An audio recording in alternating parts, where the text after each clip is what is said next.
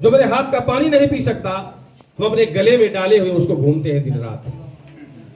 जहां जाते हैं बड़े गर्व के साथ कहते हैं कि हम हिंदू हैं।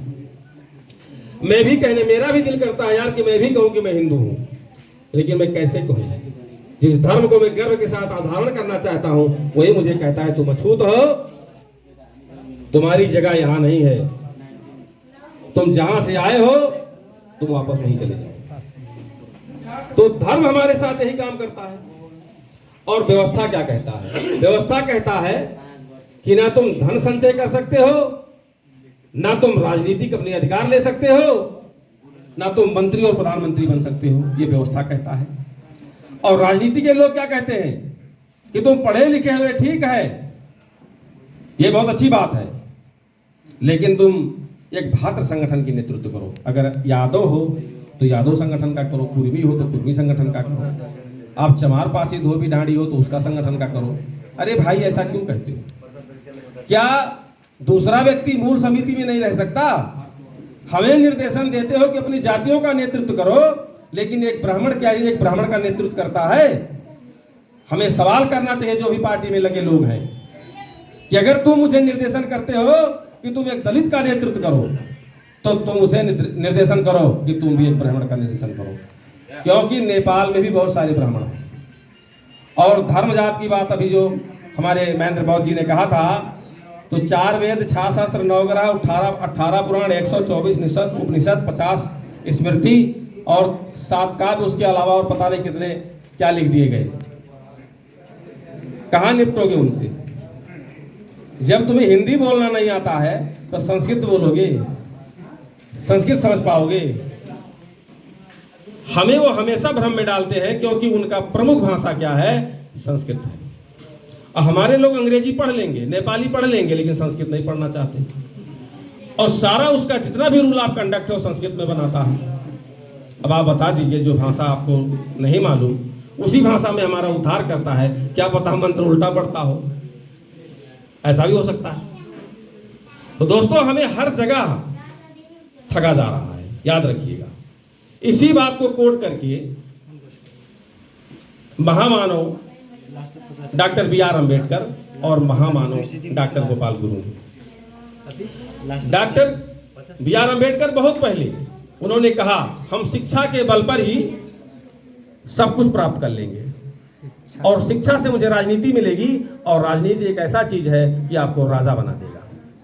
वही बात डॉक्टर गोपाल गुरु जी ने जेल के अंदर इस संगठन का निर्माण किया, और संगठन बनाने से पहले राजा को आगाह किया था कि अब वो समय नहीं रहा जो जहानिया शासन तुम दोनों लोगों पर लाद रहे हो, ये कोई और अब दुनिया आ गया है। अब तुम्हारे इन दासत्व को लोग नहीं स्वीकारेंगे। अगर तुम नहीं संभल पाए तो याद करना, वो दिन भी आ सकता है कि तुम कहां जाओगे तुम्हें भी नहीं पता है। वो दिन नेपाल में आया। नेपाल में बहुत सारे कांड हुए हैं। कोतपर्व हत्याकांड हुआ, तो ये कौन सा जंग दरबार है वहां पे हत्याकांड हुआ, बहुत सारे हत्याकांड हुए हैं। अभी नारायण हेटी हत्याकांड हुआ। क्यों होता है ये सब, जानते हैं आप लोग? अरे यार, हम तो डर के मारे अपना घर छोड़ के भाग जाते हैं। दूसरों की घर कौन कब्जा करे? वो सत्ता पाने के लिए, राजा बनने के लिए ऐसा ऐसा व्यवस्थाएं नेपाल में आया। जैसे गोहुन सांप, जो कोबरा सर्प है ना, वो कभी घर नहीं बनाता अपना, वो हमेशा चूहे को खा जाता है, चूहे को घर अपना घर समझने लगता है। याद रखिएगा, आप जितना भी बुलाओ उनको कि पंडित जी को अपने घर पे बुला करके और उनसे हम पूजा करवाएंगे, उनसे बहुत बड़ा बड़ा मंत्र पढ़वा लेंगे और वो हमारा कल्याण कर देंगे, कभी ऐसा होने वाला नहीं है, क्योंकि आपका और उसका रंग कभी मिलता नहीं मेरे दोस्त, याद रखिएगा। क्योंकि वो आएगा आपके घर, आपका तन भी लेगा, मन भी लेगा, धन भी लेगा, और ऐसा एक दिन आएगा कि आपसे मतदान भी ले लेगा, और मतदान लेकर के आप पर शासन करेगा। वो पहले राजा बन के शासन करते थे। पहले एक गांव का मुखिया होता था, जो 10 गांव, जो एक गांव का होता था उसे सरपंच कहते थे, जो 10 गांव का होता था उसे सामंत कहते थे। ये वैदिक व्यवस्था में इसका प्लानिंग था, इस वैदिक व्यवस्था में इसका नियम था। जो 100 गांव का होता था वो राजा होता था, और जो 1000 गांव का होता था वो महाराजा होता था। जो 1 लाख गांव का होता था वो महाराजा, और जो 7 लाख गांव से 10 लाख गांव का मालिक होता था वो चक्रवर्ती सम्राट होता था। ऐसे एक उनका वैदिक विधान था, और उसी विधान को दोबारा पुनः लागू करना चाहते हैं वो लोग। मैं आपसे आग्रह करूंगा, मुझे भी बहुत पार्टियां के लोग मुझे भी कहते हैं कि भाई तुम अच्छा बोलते हो, तुम पढ़ाई लिखाई तुम्हारी अच्छी है, मेरे पार्टी में आ जाओ, हम जहां कहोगे हम तुमको दलित का राजा बना देंगे। मैंने कहा हम दलित ही जन्मे थे और तुम्हारे पास आए तो फिर हमको दलित ही रखोगे? अरे यार, कभी हमको इंसान बनाने की बात करो, मुझे कभी इंसान बनाने का बात करो। तो मेरे दोस्तों, दुनिया कुछ भी कहे, मैं अभी इंसान बनने की तरफ चल पड़ा हूं, और जो मुझे रास्ता मिलना चाहिए था वो रास्ता है Mongol National Organisation doctor Gopal Gurung का संगठन। तो मैं ये कहूंगा, जो कहता है मैं जात जाति को नहीं मानूंगा, मैं वहां खड़ा रहूंगा ना। अगर ये लोग भी कहेंगे शासन के समय कि सत्ता मेरे हाथ में आया, तुम दलित हो, तो बताओ मैं इनके साथ रहूंगा? नहीं, कभी नहीं रह सकता, क्योंकि मुझे अपना स्वाभिमान प्यारा है। और जो इंसान स्वाभिमान से जीना नहीं चाहता, मैं उसे 2 पांव का जानवर कहता हूं। ये मानिएगा आप लोग। खाता है जीने के लिए और जीता है खाने के लिए। तो भैया तुम्हें तीसरा काम नहीं है? जीते हो खाने के लिए, खाते हो जीने के लिए। अरे तीसरा काम है मूल निवासियों को जगाना। अगर हम जग गए तो मुट्ठी भर लोग शासन कर पाएंगे? नहीं कर पाएंगे। याद रखिएगा, नहीं कर पाएंगे, क्योंकि हर गांव में आप जाएं 2 ही 3 घर ब्राह्मणों का होता है और 40 से 50 घर दलित होते हैं, लेकिन सब पर वो शासन करते हैं। हमें क्या कहते हैं, तुम चुनाव मत लड़ो, तुम्हारे पास पैसा नहीं है। अब आप बताओ, पैसे का डर दिखा करके हमें चुनाव नहीं लड़ने देते, और जब वो चुनाव जीत जाते हैं तो कहते हैं जितने चमार पासी कोरी धोबी अयर गणरिया थे सब बिक गए। मैं कहता हूं यार, एक बार तुम भी जीतो और ये नारा लगा दो, जितने ब्राह्मण थे, जितने बनिया थे, जितने छत्री थे, सब बिक गए। एक बार लगाओ तो नारा।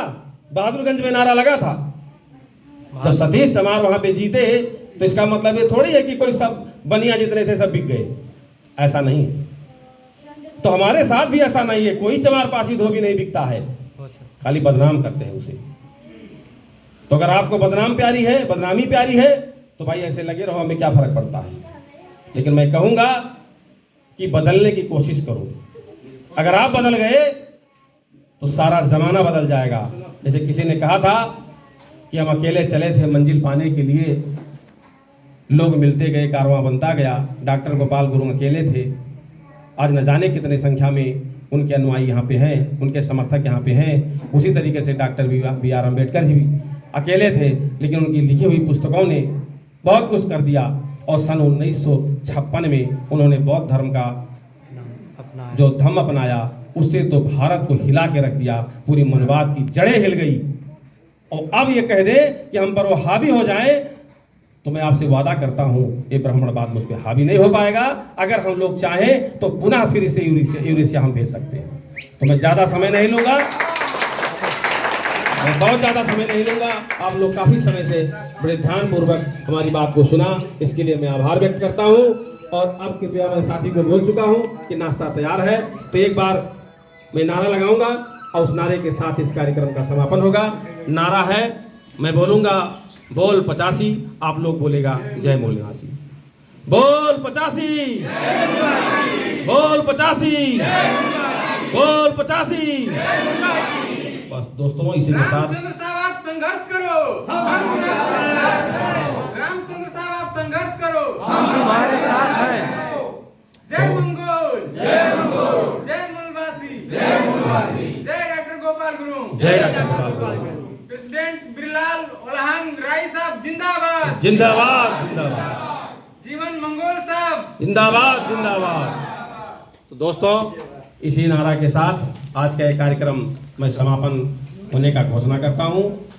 आप लोगों ने मेरी बात यहाँ पे सुनी है, इसके लिए आभार करते हुए और इस कार्यक्रम का समापन करता हूं। जय भीम, नमो बुद्धाय।